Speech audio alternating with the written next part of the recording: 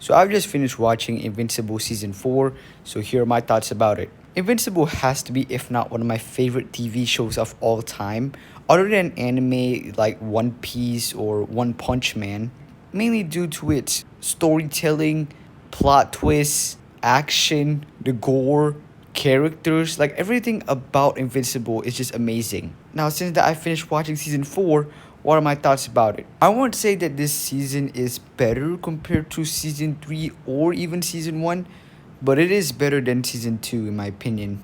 I think we all can agree on that. Like, as much as I love the season, it has its, like downside, which we'll get to now.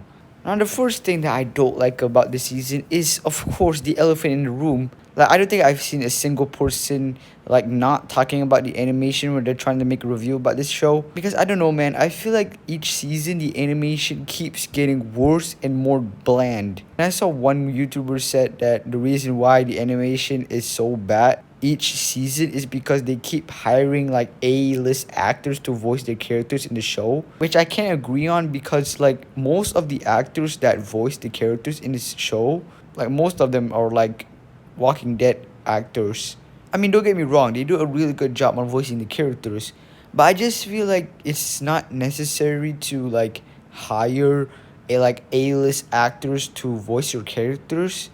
I think in my opinion, I think you should like hire non-recognizable voice actors.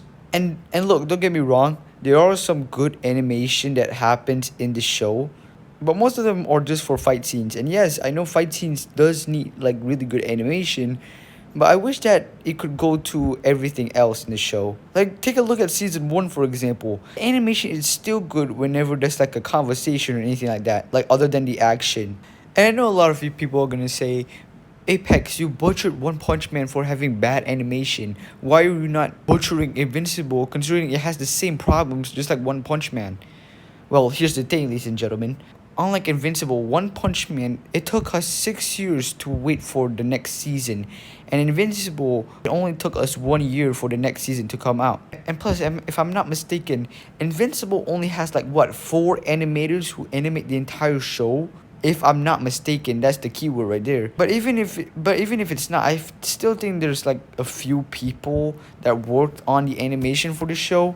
But unlike One Punch Man, however, they have like thousands of staff, even more than the Invincible like animators. But unlike One Punch Man season 3, at least Invincible has some solid animation. Yes, it's still bad, but at least it has more movements.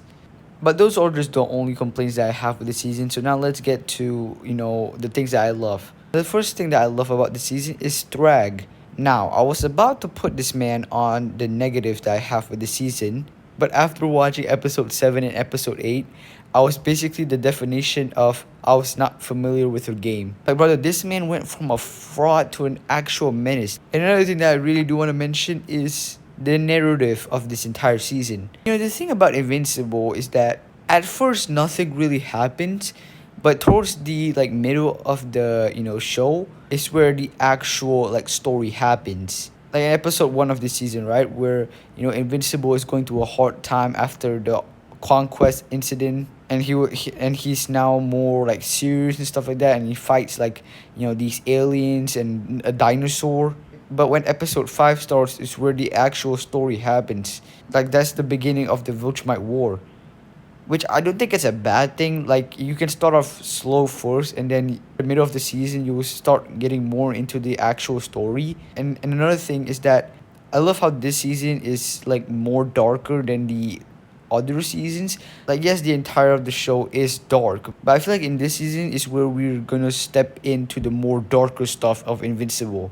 And the cliffhanger at the end of the final episode was really, really good. It sets up like the future seasons. And I'm really, really looking forward to season 5. That's why I'm gonna give Invincible season 4 a 4 out of 5. As much as I love this season, it has its negatives, and I don't think it is better compared to season 1 or season 3, but it is better than season 2.